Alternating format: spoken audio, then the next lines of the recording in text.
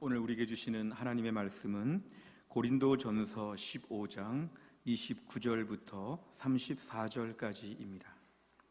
고린도전서 15장 29절부터 34절까지의 말씀, 신약성경 283페이지가 되겠습니다.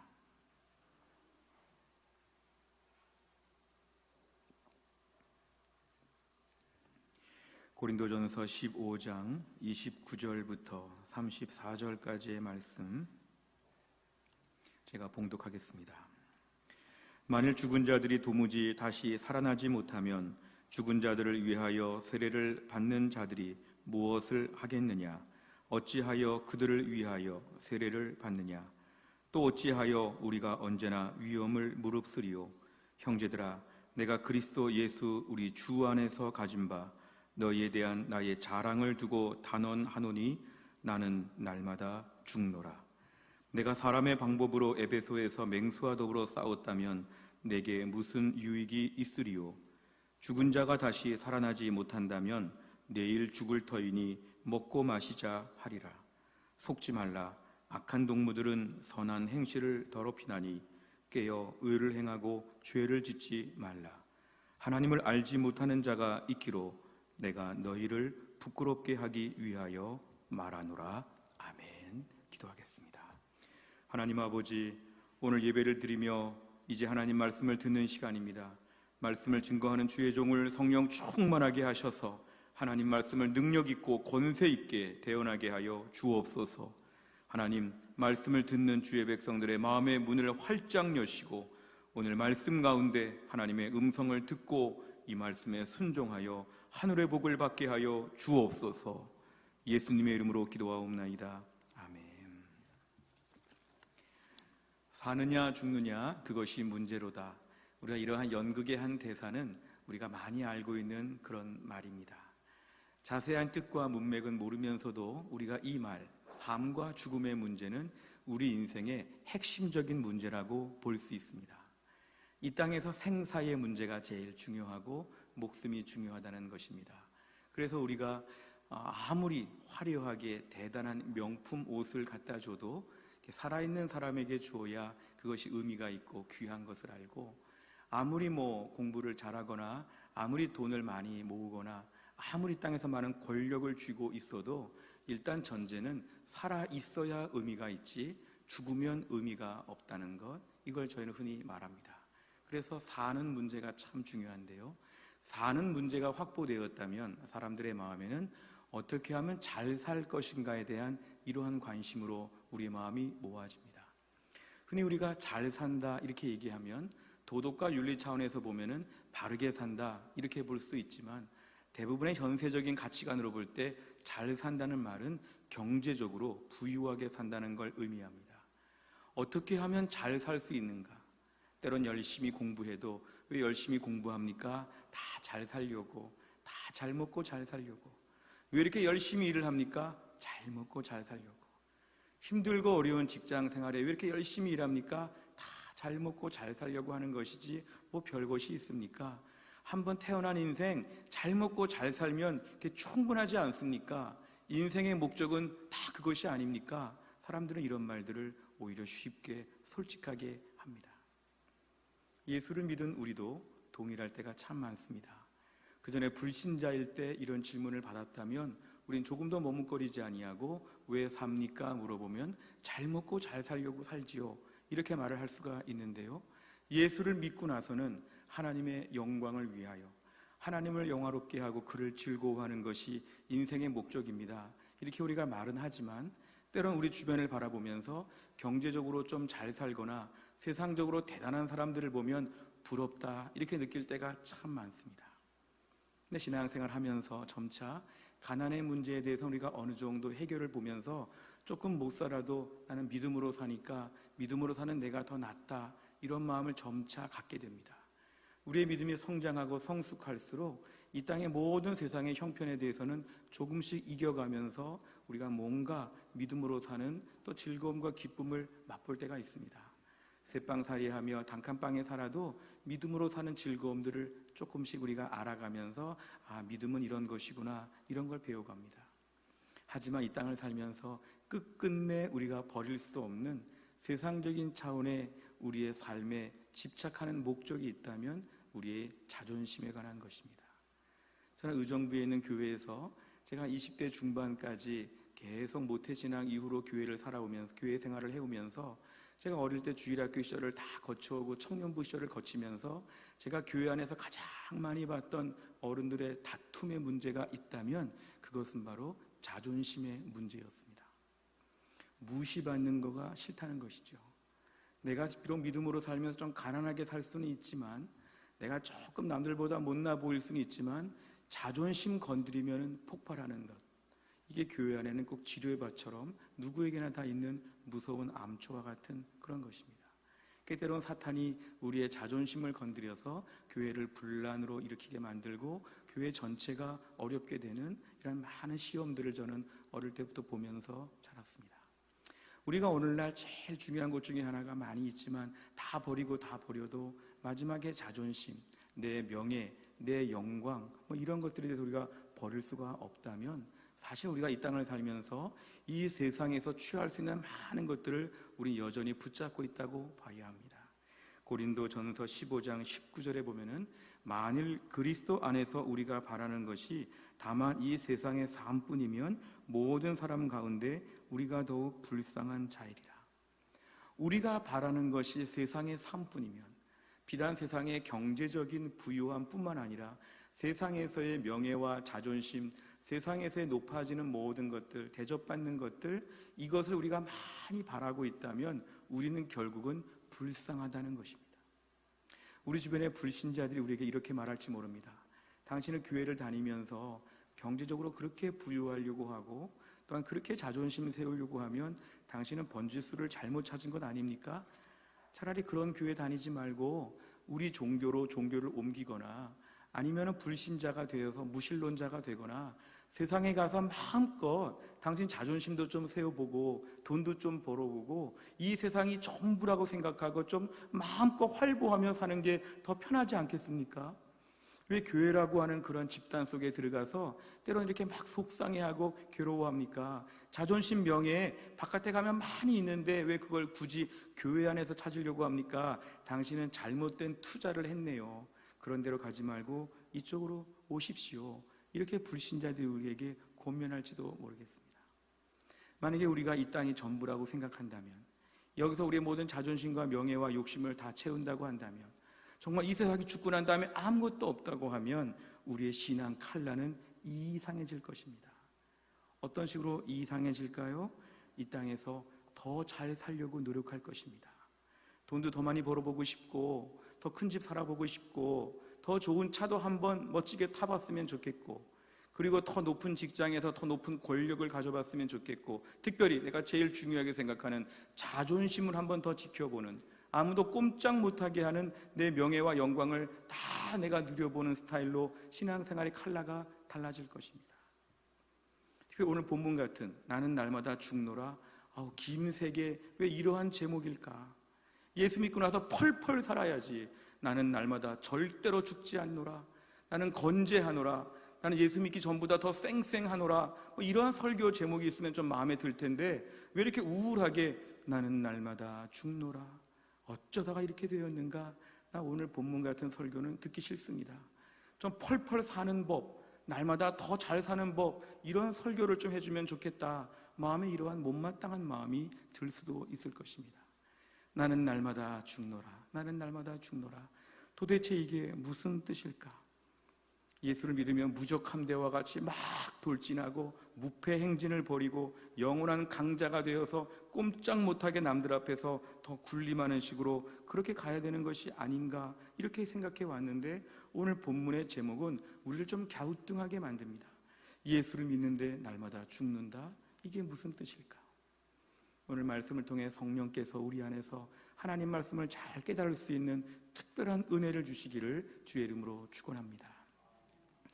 오늘 고린도전서의 말씀을 저희가 읽어보았지만 이 고린도 지역의 이 교회는 사도 바울이 2차 전도 여행 때 오늘 개척한 그런 교회입니다. 사도 바울은 그런데 순회 전도자였기 때문에 개척을 한 다음에 그 교회를 몇 년 지나서는 다른 목회자에게 이렇게 이임하고 자기는 또 다른 곳에 가서 개척을 하는 그러한 스타일이었습니다.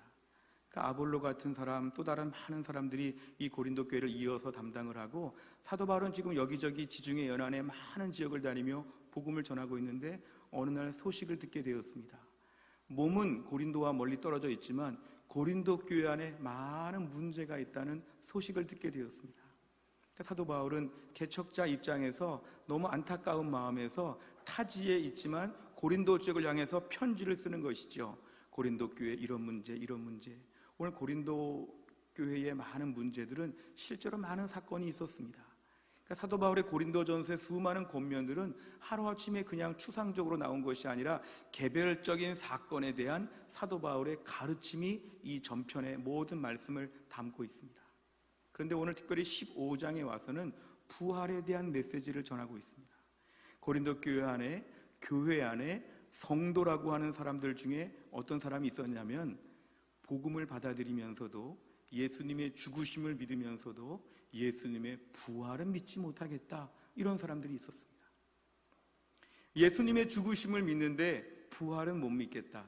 그 이유는 뭐냐면 상식적인 선에서 볼 때 오늘 죽은 사람은 죽으면 끝이기 때문에, 이런 대전제, 상식적인 대전제, 사람은 죽으면 끝이다. 그런데 죽은 사람이 살아난 케이스가 없다. 내가 지금까지 60, 70년 살아오면서 내가 못 봤다. 그러니까 없다. 불가능하다. 예수님도 죽었지 살아나는 것은 불가능하다.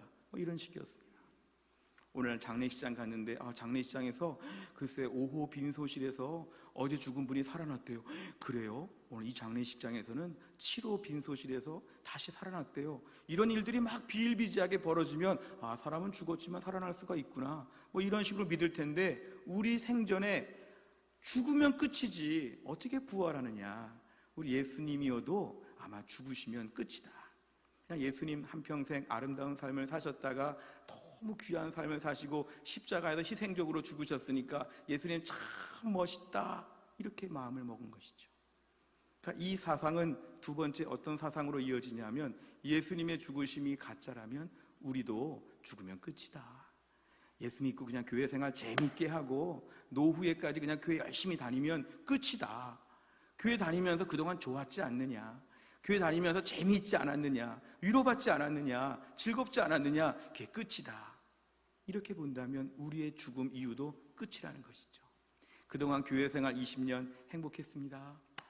그동안 해송교회 신앙생활 70년 행복했습니다. 그동안 우리 다 죽으니까 우리 작별합시다. 그동안 다 좋았으니까 다 헤어집시다. 이런 식으로 말하는 것이죠. 예수님의 부활도 믿지 못하고 우리의 부활도 믿지 못하고 그냥 평생 교회 생활 재미있게 했으면 끝이었다. 애초에 바란 것이 이거 전부였다. 이런 식으로 말하는 것이죠. 그러니까 사도 바울은 이 고린도 교회를 향해서 권면하면서 절대로 그렇지 않다고 오늘 강하게 권면합니다. 오늘 본문 시작할 때 29절에 보면 흥미로운 얘기가 나오는데요. 너희가 죽은 자를 위해 세례를 받는 것, 이 얘기를 합니다. 사실은 죽은 자를 위해 당시 세례를 받는 사람들이 있었습니다. 우리 아버지가 살아생전에 너무 바빠가지고 아니면 너무 깨끗해서 차마 세례를 받지 못하고 그냥 죽으셨는데, 우리 아버지를 위해서 내가 살아서 세례를 받으니까 내가 세례를 받는 것으로 죽은 우리 아버지가 세례 받은 것으로 이렇게 대체해서 그냥 해주면 좋겠다. 내가 세례 받았는데 아버지가 세례 받은 것으로 기록해주면 좋겠다. 이런 식의 사상들이 있었죠. 오늘 사도 바울은 이 문제에 대한 것을 언급하기보다는 너희 안에 자체 모순이 되지 않느냐. 죽은 자는 끝이다. 그런데 죽은 자를 위해서 세례는 왜 받느냐.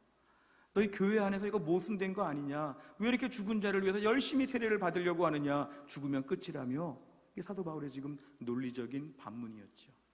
오늘 그러면서 이 고린도 교회 안에 부활을 못 믿는 사람들을 지적하여 설명합니다.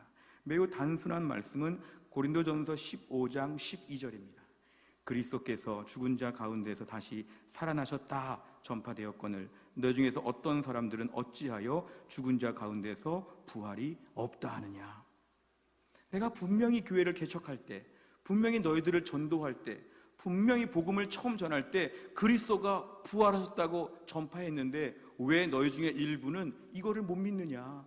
왜 이것을 거짓말처럼 생각하느냐? 예수님은 확실히 부활하셨다. 너희가 이걸 믿어야 한다. 이게 사도 바울의 분명한 복음이었습니다. 그렇다면 고린도전서 15장 20절부터 21절에 보면은 그러나 이제 그리스도께서 죽은 자 가운데서 다시 살아나사 잠자는 자들의 첫 열매가 되셨도다. 사망이 한 사람으로 말미암았으니 죽은 자의 부활도 한 사람으로 말미암는도다. 아멘. 예수님께서 죽으셨다가 부활하셨는데 예수님은 첫 열매다. 첫 열매가 있다는 말은 두 번째, 세 번째 열매가 계속 있다는 뜻이 아니겠느냐. 예수님이 부활하셨으면 그 예수님 믿는 너희도 죽으면 부활한다. 이게 바로 사도 바울의 오리지널 복음이었습니다. 복음이란 것은요, 쉽게 말하면 예수님의 죽으심과 부활하심을 믿는 게 복음을 안다는 뜻입니다. 예수님의 부활하심을 믿는다는 말의 뜻은 예수님 부활했으면 나도 부활한다는 것입니다. 세상을 살다가 많은 일들이 있는데 살다가 그냥 죽으면 끝이다. 이건 불신자들의 이야기인데 성도들은 세상을 살다가 믿음으로 살다가 죽으면 우린 끝이 아니고 예수님처럼 우리는 부활할 것이다. 우린 천국에서 신령한 몸으로 주와 함께 영원토록 살 것이다. 이게 바로 기독교의 바른 복음에 대한 교리라는 것이죠. 오늘 사도 바울은 이 부분을 매우 강조하면서 예수님의 부활이 분명하다는 것을 다시 한번 재상기시켜 주고 있습니다. 사실 부활을 믿는, 내세를 믿는 이런 신앙생활은 현세에서부터 우리에게 많은 차이점을 줍니다. 히브리서 11장 15절과 16절에 보면은 믿음의 선조들은 이렇게 살았지요. 그들이 나온 바 본향을 생각하였다면, 아브라함과 이삭과 야곱 같은 사람들, 그들이 나온 바 본향을 생각하였더라면 돌아갈 기회가 있었으려니와. 하나님의 약속이 늘 믿을 수 없고 이루어지지 않으니까 아닌가 보다, 돌아가자. 16절, 그들이 이제는 더 나은 본향을 사모하니 하늘에 있는 것이라. 아멘. 여기까지입니다. 더 나은 본향은 뭐냐면 이 땅에서는 계속 나그네, 계속 순례자인데 하나님이 나를 위해서 하늘나라의 본향이 있으니까 이 땅에서 나그네같이 평생 믿음으로 감당하자, 이것입니다. 우리가 헛수고했거나 속았거나 실패한 것이 아니라 이 땅을 나그네 인생길로 계속 살면서 우리의 종착역은 저기 어딘가의 조기가 아니라 우리의 본향 하늘나라에 가는 것이 우리의 꿈이고 우리의 비전이다. 그러니까 우리 나그네 인생을 믿음으로 감당하자. 이게 바로 믿음의 선조들의 일반적인 특징이었다는 것입니다. 그러니까 우리 믿음으로 살면서 이 땅을 살면서 세상이 전부라 싶으면 남은 날은 얼마 안 되는데 너무 비참하고 구차하고 초라하다 막 절망할 수 있는데 믿음의 사람들은 그렇지 않았다는 것이죠. 남은 인생은 얼마 안 남았고 여전히 힘들고 열악하고 부족하게 보이는데 우리가 바라는 내세가 있기 때문에 이 땅에선 이대로 미완성으로 맞춰도 괜찮다. 나는 하늘에는 본향을 사모한다. 이게 바로 믿음의 사람들의 삶의 태도였다는 것입니다.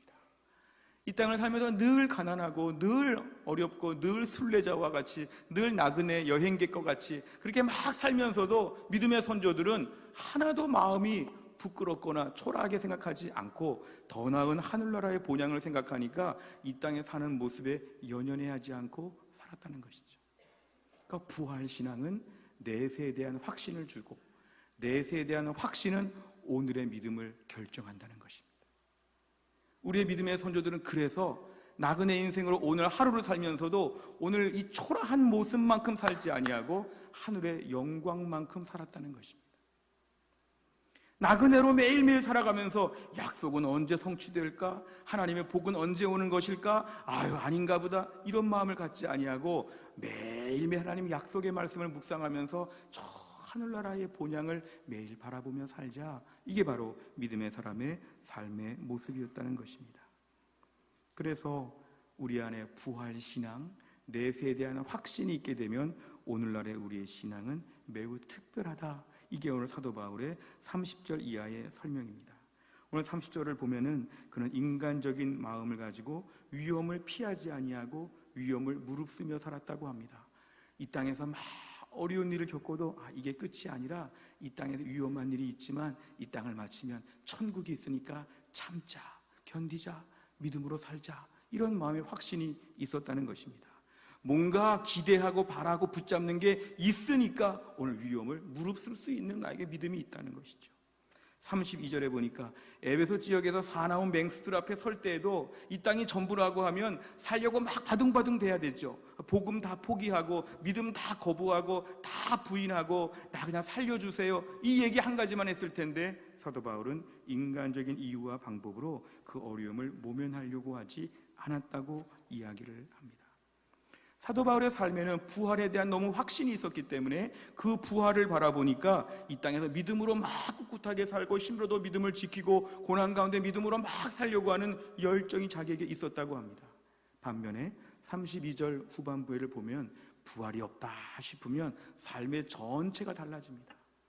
32절 끝에 보십시오. 먹고 즐기고 놀고 내일 죽을 건데 못하러 믿음으로 살고 그냥 오늘 하루 재밌게 살면 인생은 잘 사는 거지. 예수 믿고도 재밌게 살면 잘 사는 거지. 왜 뭐 때문에 인생을 힘들게 살겠어? 우리 내일 죽을 건데 죽기 전에 최대한 시간을 연장하고 생명을 연장해가지고 먹고 놀고 즐기자. 예수 믿는 목적은 먹고 놀고 즐기는 거다. 이게 바로 신앙의 칼날을 결정한다는 것이죠. 33절에 보니까 옆에 있는 사람까지 유혹합니다. 야, 같이 놀자. 같이 놀아야 재밌어. 예수 믿고 부활도 없고 내세도 없고 아무것도 아니야. 예수 믿고 오늘 내일 남아있는 삶을 다 써야 돼. 다 재밌게 살아야 돼. 그러니까 너 나랑 놀자. 예수 믿는 건 이런 거야. 맨날 놀러 가고 즐겁고 이게 바로 예수 믿는 거야. 옆에 사람을 유혹하기조차 합니다. 그러다 보니까 결국 신앙의 칼라가 다 이상해집니다. 부활 신앙이 없으면, 내세에 대한 확신이 없으면 현세의 믿음의 칼라가 다 달라집니다. 우리가 학교에도요, 모범생이 있고 불량 학생이 있죠. 열심히 공부하고 선생님 말씀 잘 들으려고 하고 칭찬받으려고 하고 앞날에 막 꿈이 있고 비전이 있으면 모범생이 될 수밖에 없죠. 내가 앞날에 공부 잘해가지고 대학 잘 가야지, 대학 졸업하고 무슨 직업 가져야지, 내가 어떤 일을 해봐야지, 막 이런 사람들은 벌써 학교 생활이 다르죠. 근데 이왕 학교 생활 하면서도 불구하고 자꾸 불량 학생 같이 자꾸 하지 말라는 거 하고 하라는 거 하지 않고 자꾸 이렇게 아웃사이더가 되려고 하는 이런 불량 학생, 우리 신앙의 칼라도 불량 학생 같은 칼라가 있습니다. 왜 그럴까요? 부활에 대한 확신이 없으면 이 땅에서 구차하게 힘들게 믿음 생활하고 하나님 잘 믿을 필요가 없는 거죠. 왜냐하면 이 땅이 끝인데 죽고 난 다음에 뭐가 있을 줄 알고 내가 왜 이 땅에서 힘겹게 큐티하고 기도하고 예배 생활, 말씀 생활, 순종하는 생활, 내가 왜 주를 위해서 전도하고 구제하고 선교하고 봉사하고 이런 걸 내가 왜 할까? 이 땅이 전부인데 내 돈 최대한 다 써야지, 내 시간 최대한 다 써야지, 나를 위해 다 써야지 이런 마음이 든다는 것이죠. 부활 신앙이 없고 내세에 대한 확신이 없으면 우리 신앙생활은 불량학생같이 자꾸만 바뀌어집니다. 우리가 오늘날 부활 신앙이 있다 없다에 우리 자기를 자가 테스트할 수 있는 중요한 것은 이것입니다. 현세의 믿음으로 잘 살려고 하는 열정이 있는가? 내가 오늘도 믿음으로 열심히 살려고 하는 마음이 있는가?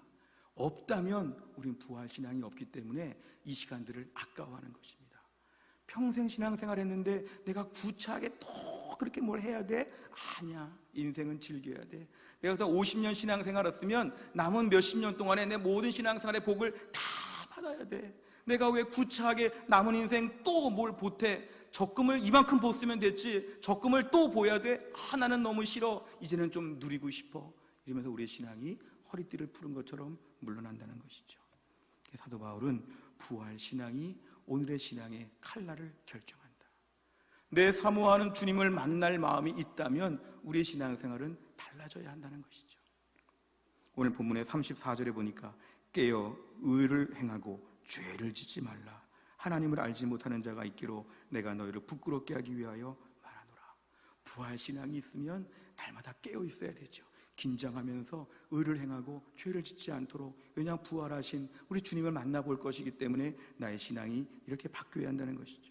로마서 13장 13절 14절에 보면 낮에와 같이 단정히 행하고 방탕하거나 술 취하지 말며 음란하거나 호색하지 말며 다투거나 시기하지 말고 오직 주 예수 그리스도로 옷 입고 정욕을 위하여 육신의 일을 도모하지 말라. 아멘. 왜 저렇게 삽니까? 부활 신앙이 있으니까. 세상 이대로 그냥 끝이 아니니까. 나중에 나에게 부활 이후에 새로운 삶이 있기 때문에 이 부활에 대한 걸 분명히 믿으면 오직 주 예수 그리스도로 옷을 입고 날마다 육신의 일을 도모하지 않는 믿음의 결단이 우리 안에 생겨난다는 것입니다. 다 다시 주님을 볼 날이 오기 때문에, 우리 주님 앞에 설 날이 있기 때문에 삶이 달라진다는 것이죠. 요한일서 3장 3절에 보면 주를 향하여 이 소망을 가진 자마다 그의 깨끗하심과 같이 자기를 깨끗하게 하느니라. 아멘. 내가 오늘 직장에서 퇴근을 했는데요, 저녁에 다시 직장을 가봐야 된다고 하면 우리가 옷을 다 편하게 갈아입지 못하고 다시 식사만 하고 조금 쉬었다가 다시 출근할 준비를 하겠죠. 이 땅을 살면서 주 안에서 하나님 나라에 간다고 하는 생각, 우리 주님의 얼굴을 뵙고 부활한다고 하면 우리 신앙의 삶의 컬러가 긴장감을 늦출 수가 없다는 것이죠. 오늘도 우리 주님을 만나 배울 텐데, 내 사랑하는 주님을 만나 배울 때 어떤 모습으로 배울까? 그의 깨끗하심과 같이 자기를 깨끗하게 하느니라. 옷을 편안하게 갈아입을 수 없이 계속 나를 단정하게 입고 주님을 맞이할 준비를 하면서 우리 남은 인생을 살게 된다는 것입니다. 예배 한 번을 드려도 우리 주님이 보고 계시고 나중에 우리 주님을 만날 것이니까 예배 잘 드려야겠다. 찬송할 때도 우리 주님이 지금 내 찬송을 들으시니까 찬송을 잘 해야 되겠다. 매일 경건 생활도 우리 주님 원하시니까 나중에 주님 만날 거니까 그 주님 앞에서 매일 말씀 생활, 하나님 말씀 듣고 하나님께 기도하고 주님과의 교제를 이 땅에서부터 풍성히 하다가 그 주님을 마지막에 만나야 되겠다. 주님을 사모하니까 오늘 주님 말씀이 궁금하고 오늘 주님께 말씀드리고 싶고 은혜 생활을 잘하고 싶은 열정이 계속 생기는 것이죠. 부활 신앙이 있으니까 오늘의 신앙을 좀 더 잘해보고자 하는 열정이 우리 안에 매일 생겨난다는 것입니다. 죽으면 끝이지 이러면 아무 신앙의 열의가 없어지고 다 귀찮습니다. 다 귀찮아. 천국도 불확실하고 주님 만날 것도 불확실한데 내가 오늘 왜 이렇게까지 해야 돼? 편안하게 예수 믿고 싶고 막 안에서 불량하는 이런 마음이 든다는 것이죠. 오늘 본문의 요절은 31절입니다. 우리 31절 같이 읽어볼까요? 시작. 형제들아, 내가 그리스도 예수 우리 주 안에서 가진 바 너희에 대한 나의 자랑을 두고 단언하노니 나는 날마다 죽노라. 아멘. 사도 바울은 날마다 죽는다고 합니다. 이 날마다 죽는다는 말은 참 모순되어 보입니다. 죽음이란 건 단회적인 것이지 않습니까? 뭐 2번 죽고 3번 죽고 이런 거 없지 않습니까? 한 번 죽으면 끝인데 사도 바울은 날마다 죽노라 이것입니다.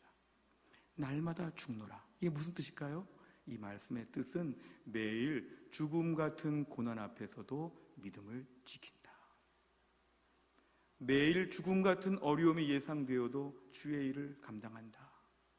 매일 불 속으로 뛰어드는 것처럼 믿음 생활로 아침마다 뛰어든다 이것입니다. 오늘 화재가 났는데요, 불이 막 났는데 그 지금 무너지는 건물 속에서 한 명의 생존자가 있다고 할 때 소방관이 그 불 속으로 뛰어듭니다. 뛰어들 때 어떤 마음일까요? 자칫하다가는 내가 들어갔다가 건물이 무너지면서 내가 죽을 수도 있지만 내가 오늘 저기 안에 있는 저 사람을 구해야 되겠다. 이 불 속으로 뛰어드는 것이죠. 그때 어떤 마음일까요? 죽을 수도 있겠다. 죽을지도 모른다. 어쩌면 죽을 수 있다고 하는 마음을 가지고도 불 속으로 뛰어드는 거죠. 사도 바울은 바로 이런 고백입니다. 나는 날마다 죽노라. 매일 죽는 것처럼 죽음의 자리 앞에서 매일 순교를 경험하듯이 이 땅을 살아가고 있다. 매일매일 순교하듯이 산다. 이게 바로 뭐냐면 나는 날마다 죽노라 이것이었습니다. 실제로 어떤 모습으로 그가 어려움을 겪었냐 하면 고린도 후서 11장 23절부터 27절까지 조금 길지만 제가 한번 읽어드리겠습니다. 그들이 그리스도의 일꾼이냐 정신없는 말을 하거니와 나는 더욱 그러하도다. 내가 수고를 넘치도록 하고 옥에 갇히기도 더 많이 하고 매도 수없이 맞고 여러 번 죽을 뻔하였으니 유대인들에게 40에서 하나 감한매를 5번 맞았으며 3번 태장으로 맞고 1번 돌로 맞고 3번 파선하고 1주야를 깊은 바다에서 지냈으며 여러 번 여행하면서 강의 위험과 강도의 위험과 동족의 위험과 이방인의 위험과 시내의 위험과 광야의 위험과 바다의 위험과 거짓 형제 중에 위험을 당하고 또 수고하며 애쓰고 여러 번 자지 못하고 줄이며 목마르고 여러 번 굶고 춥고 헐벗었노라. 아멘. 이게 바로 사도 바울이 이 땅에서 매일 죽었다고 하는 말의 뜻입니다. 이런 일을 매일 당하니까 사도 바울은 매일 죽었다고 말합니다. 아침에 깨어났는데 하루 살면서 누가 나에게 욕을 합니다. 누가 나에게 돌을 던집니다. 누가 나에게 죽인다고 위협을 합니다. 별의별 고난 가운데 하루를 살았으면 사도 바울은 오늘도 죽었구나, 이런 마음을 가졌다는 것입니다. 매일 죽는다. 매일 죽는다. 우리가 오늘날 선교지의 소식을 보면 가끔 이렇게 이슬람 지역에서나 극단적으로 어려움을 겪는 지역에 보면 선교사님들이 순교하죠. 지금도 순교의 소식들이 들려지죠. 근데 어떤 선교사님들은 이런 고백을 합니다. 오늘도 나는 순교하듯이 하루를 살았다. 이 순교라는 말은 죽으면 끝인데 대부분의 믿음의 고백은 이것입니다. 순교하듯이 오늘을 산다. 힘든데 믿음을 지킨다. 어려운데 믿음으로 오늘도 버텼다. 이거를 다 뭐냐면 오늘도 하루만큼 내가 죽은 것입니다. 하루만큼 죽은 것이죠. 오히려 한 번의 순교가 아니라 매일 순교하는 삶을 우리가 감당할 수 있겠느냐. 오늘 본문에 나는 날마다 죽노라, 이것은 바로 뭐냐 하면 오늘도 죽는 것처럼의 고통 가운데도 믿음을 지키게 하여 주시옵소서. 오늘도 죽음 같은 고통 앞에서도 이 세상이 전부가 아니라 내세의 믿음이 있기 때문에 이렇게 비참하게 죽으면 너무 끝장난 거 아닙니까? 그런데 이 땅에서 썩을 것으로 심고 썩지 아니할 것으로 거둔다는 말씀처럼 신령한 몸으로 우리가 부활할 것을 믿으니까 이 땅에서 매일매일 고통 가운데 뛰어들어서 믿음을 지키고 주의 일을 감당하겠습니다. 아멘. 이게 바로 바울의 고백이었습니다. 매일매일 죽는 것 같은 어려움의 상황 가운데도 매일매일 뛰어들죠. 욕을 한번 세게 먹고 기분 나쁜 말을 많이 듣고 마음이 막 절망해서 어려울 때 이런 말을 해야 되죠. 나는 오늘도 죽었구나. 오늘도 죽었구나. 아주 무서운 사람, 정말 괴롭히고 힘든 사람이 앞에서 막 겁을 주고 막 눈물을 흘리고 막 뭐라고 하면 오늘 이래서 또 한 번 죽는구나. 이런 식으로 우리의 죽음은 이 땅에서 수도 없이 많이 벌어진다는 것입니다. 오늘도 주님 또 죽습니다. 하나님 아버지, 욕을 먹고 죽고 마음이 상해서 죽고 나의 존재가 없어지는 것 같아서 죽고 너무 매일매일 죽습니다. 이렇게 중요한 것은 무엇이냐면 이렇게 어려움 고난 가운데도 믿음을 지킨다는 게 죽는다는 뜻입니다. 하나님, 오늘 내가 당하는 신앙적으로 많은 어려움과 힘든 문제가 있지만 이 가운데도 우리가 이 고난을 감당하면서 믿음을 지키게 하여 주시옵소서.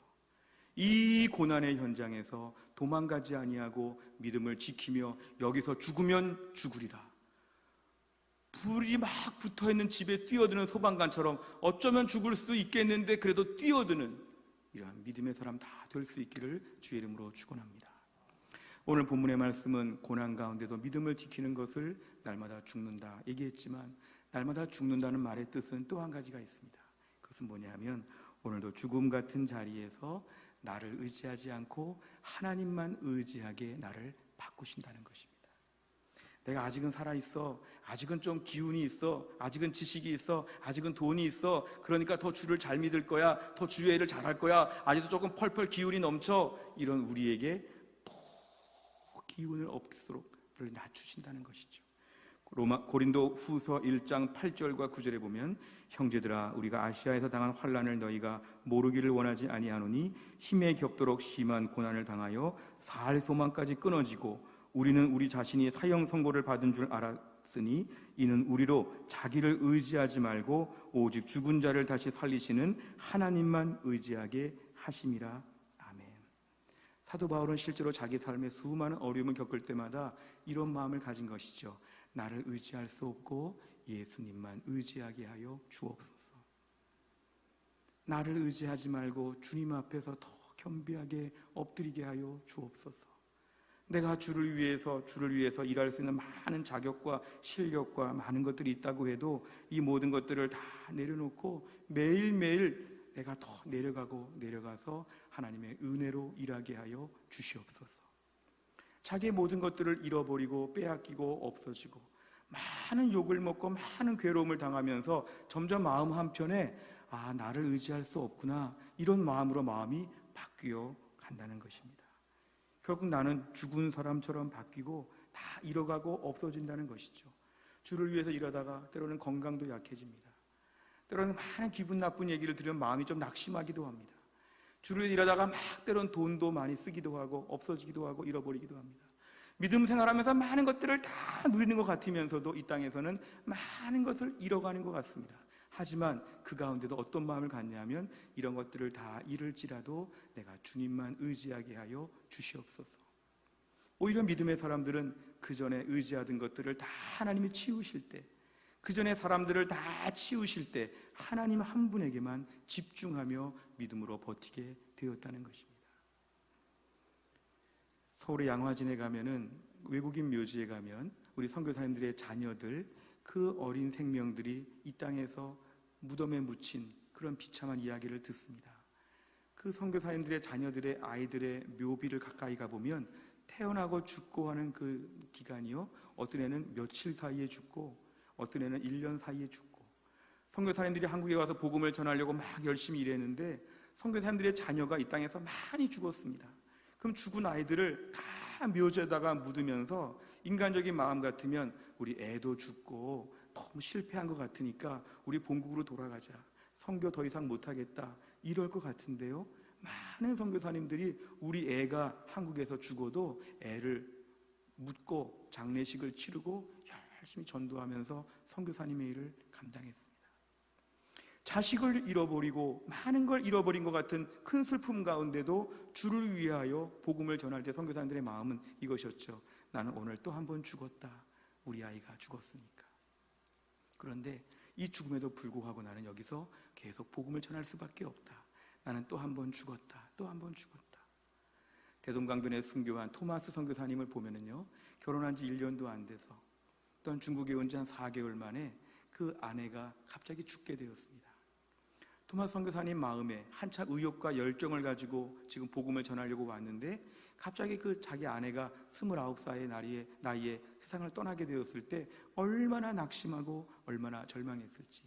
그러나 중요한 것은 자기 아내가 세상을 떠나는 것, 내 삶에 또 한 번의 죽음을 경험한 것이죠. 내가 오늘 또 한 번 죽었다. 왜냐하면 내 아내가 죽었으니까. 하지만 그럼에도 불구하고 이 죽음을 감당하면서도 계속 복음을 전해야겠다고 하는 마음, 이게 바로 뭐냐면 날마다 죽는다 하면서 날마다 뭔가 잃어가면서 복음을 전하는 사도 바울과 똑같은 마음입니다. 연예인 중에 김지선 씨라고 이렇게 개그맨도 하고 텔레비전에 자주 나오시는 분이 계시는데요, 그분이 한번 이렇게 유튜브 방송에서 호스피스에 관한 본인이 어디 체험을 하고 와서 그걸 이렇게 잠깐 소감을 얘기하는 걸 들었습니다. 그분이 호스피스를 체험하기 위해서 병원에 갔더니 그 병원 의사분이 이분에게 내 삶에서 제일 중요한 것들을 적어보라고, 첫 번째 카테고리는 내 몸에서 제일 중요한 게 뭔지를 써보라고. 보니까 눈도 꼭 필요하고 코도 필요하고 입도 필요하고 손, 팔 해가지고 많은 걸 썼답니다. 그러니까 다음날 오더니 내 인생에서 제일 소중한 사람을 한 10명만 써보라고. 누가 소중할까 해서 가족들을 막 썼답니다. 가족들 중심으로, 내 특별히 애가 첫 번째, 두 번째 막 이러면서 다 썼답니다. 그래 그 다음날 오더니 당신이 지금 죽음이 너무 임박하고 당신이 지금 삶이 더 위중해졌기 때문에 이 중에서 몇 가지를 좀 지워보시기를 바랍니다. 당신 몸에서 몇 가지를 좀 잃어버린다 생각하고 메모한 거를 지워보십시오. 그러니까 내 몸에서 어디를 지워야 될지, 눈을 못 본다고 해야 될지, 내가 코가 망가진다고 해야 될지 한참 막 고민을 했답니다. 좀 있더니 그러면 당신이 소중하게 생각하는 사람들 중에 내가 사람들을 잃게 된다, 한 3사람을 지워보시길 바랍니다. 근데 가만히 보니까 누구를 지워야 될지, 내가 우리 애를 지워야 될지 누구를 지워야 될지 막 고민을 하면서 펑펑 우는 이런 영상이 유튜브에 있습니다. 어떻게 보면 내 인생 가운데 나는 다 갖고 싶고 놓치기 싫지요. 잃어버리기 싫지요. 다 품고 싶지요. 그러나 어느 순간 날마다 죽노라, 이 말의 의미는 뭐냐면 어느 날 내 신체의 일부를 못 쓰게 될 수도 있고, 예수 믿고 주를 위해 일하다가 결정적인 손해를 보고 누구랑 헤어질 수도 있고, 감당할 수 없는 아픔을 맞이할 수도 있고, 모든 것 다 이 정도라면 난 예수 안 믿고 말지, 주의를 위해서 일하는 거 포기하고 말지, 난 이거 잃어버릴 수 없어요, 이거 절대로 못 지워요, 이런 것들이 인생에 많음에도 불구하고 때로는 이런 것들을 다 지우면서라도 믿음을 지키고 주를 위해서 일하는 것, 이게 바로 뭐냐면 나는 날마다 죽노라, 그 뜻입니다. 우리 신앙생활 하면서 오늘 예수를 믿고 믿음으로 살면서 뭔가 잃어가고 없어지고 매일매일 빼앗기고 억울하고 서운하고 내려놓아야 되는 것들이 얼마나 많은지 모릅니다.